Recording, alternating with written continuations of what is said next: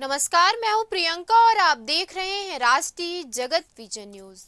राज्य का सबसे बड़ा सरकारी अस्पताल मेकाहारा यानी doctor Bhimrao Ambedkar medical college अस्पताल, जहां हजारों मरीज रोजाना अपने इलाज की उम्मीद लेकर पहुंचते हैं, लेकिन इन्हीं मरीजों की तकलीफें बढ़ाने वाली एक हैरान करने वाली तस्वीर अब सामने आई है।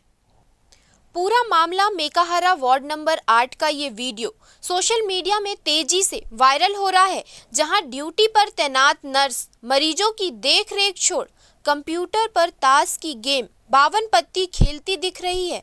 एक तरफ डॉक्टर और कई नर्सें मरीजों की जान बचाने के लिए बिना पानी पिए बिना रुके लगातार काम कर रहे हैं, तो वहीं दूसरी तरफ जिम्मेदारी निभाने के बजाय गेम खेलने में व्यस्त ये नर्स अस्पताल की कार्यप्रणाली पर सवाल खड़े कर रही है। भर्ती मरीज वार्ड में परेशान और नर्स अपने ही धुन में मस्त है। क्या मरीजों की जिंदगी अब इस तरह की लापरवाहियों के हवाले छोड़ दी जाएगी? मेकाहारा प्रशासन इस मामले पर क्या कार्रवाई करेगा? अब सबकी निगाहें इसी पर टिकी है।